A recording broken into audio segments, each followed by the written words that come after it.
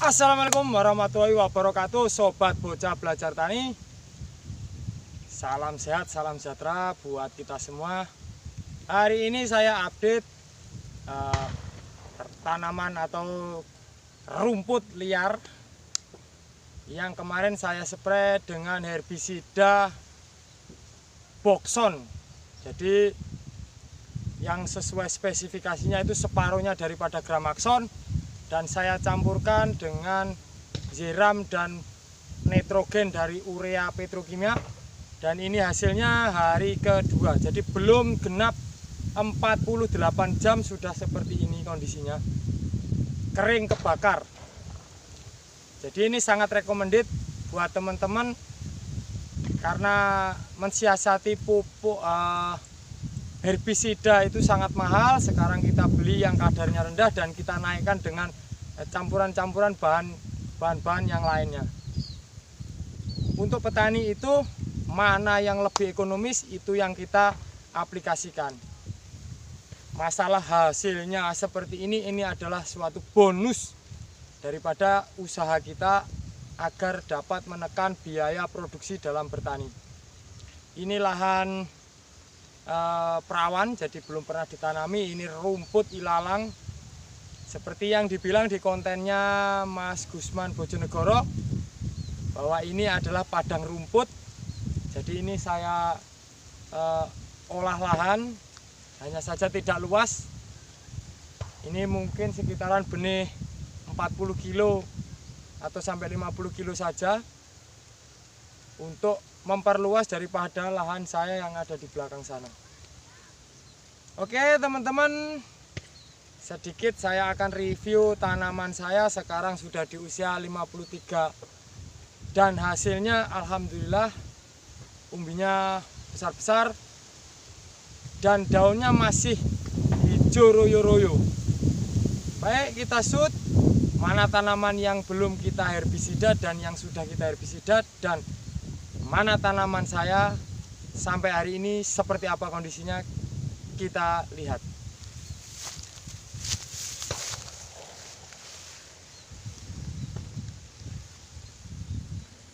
Ini belum genap 48 jam. Kondisinya sudah terbakar.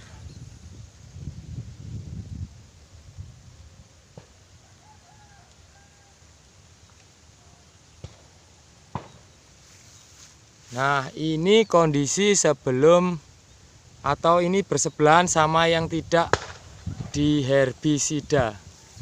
Seperti ini teman-teman. Ini sangat luas sekali dan penuh dengan rumput ilalang.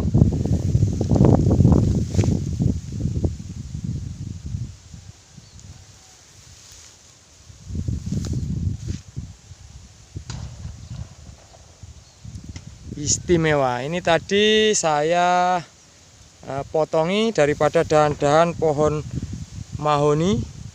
Jadi saya sisakan di atas daunnya agar supaya besok pancaran matahari di saat sore itu masih bisa mengenai daripada lahan yang akan saya tanami bawang merah.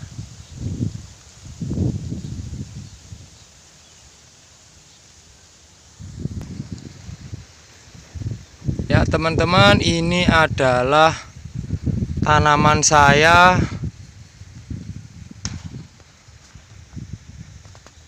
masih hijau di usia 53.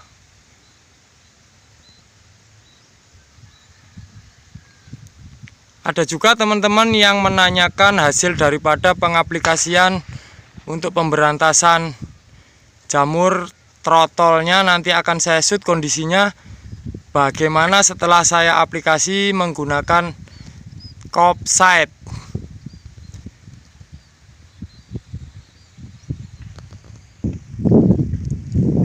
Nah teman-teman, ini yang pertama saya aplikasi Kopside karena terserang trotol di usia fase generatif kemarin, dan hasilnya tidak menular. Jadi hanya daun yang terkena jamur saja, tapi daun yang masih sehat aman. Ini saya nampak lagi ini ada ulat.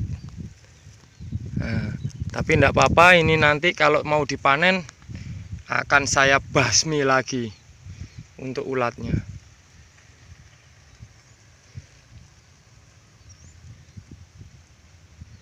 Masih hijau dan tanahnya kering sekali karena sudah ada 1 minggu tidak ada hujan dan tidak saya siram sekalipun. Nah, ini tanaman bawang merah saya yang kemarin kena trotol dan saya asumsikan akan menular ke arah sana karena arah anginnya dari sisi utara. Jadi arah angin dari sini menuju ke sana ternyata berhenti. Bahkan daun yang masih sehat pun tidak jadi habis. Tuh masih ada yang berdiri tegak. Untuk pengumbiannya tetap sempurna walaupun daunnya habis. Ini teman-teman, jadi tidak menular. Ini pengumbiannya sangat istimewa, jadi bulat-bulat sekali.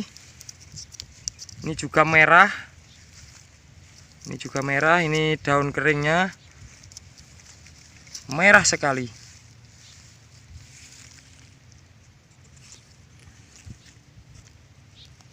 Ini bulat dan padat sekali. Ini batangnya sudah mulai turun, ini sudah nggak ada isinya ini batangnya. Hanya saja masih berdiri dan saya masih menunggu tengkulaknya atau penebas. Tanggung besar. Ada rumput. Seperti ini.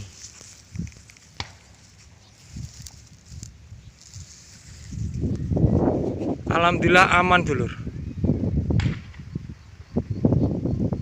Nah, ini satu lokasi satu, di sini ada 2, ada 3, kemarin ada 5 lokasi yang seperti ini. Dan kesemuanya tidak menular dan hanya seperti ini. Itu juga gitu. Kita bisa dekatin. Tidak mati.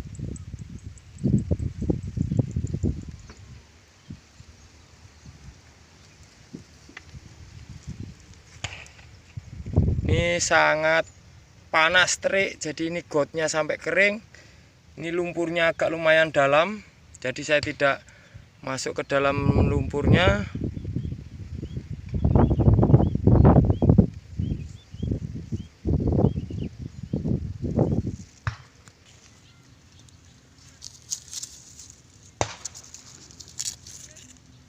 Sangat merah sekali. Apalagi kalau yang ada di dalam begini, dulur. Ini besar sekali di dalam. Seperti ini.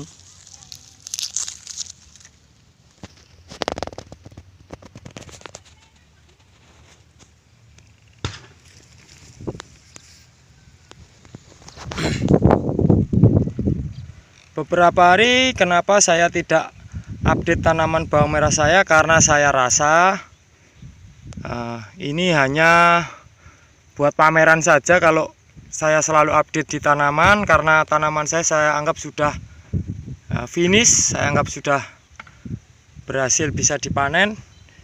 Dan saya mulai banyak mengisi video-video saya dengan teori dan pengetahuan dasar tentang pengetahuan untuk bertani bawang merah. Harapan saya di masa tanam banyak ilmu yang perlu kita serap agar supaya dapat menambah daripada pengetahuan kita dalam bertani bawang merah. Jadi saya berharap dulur-dulur semua tidak bosan-bosan mendengarkan saya ngoceh setiap hari. Itu tidak lain tidak bukan membagikan daripada pengalaman atau ilmu-ilmu yang saya dapat dari para senior dan dari buku-buku yang saya baca. Itu pun juga saya lakukan aplikasi dulu terhadap tanaman saya, dan hasilnya pun seperti ini. Jadi saya bukan penteori, tapi saya pemraktek teori.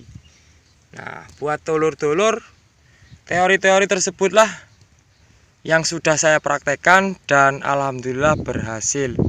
Semoga bisa jadi panduan dulur-dulur semua dalam bertani bawang merah, agar supaya tidak mengalami kegagalan, dan harapan saya bisa mendapat hasil yang melimpah.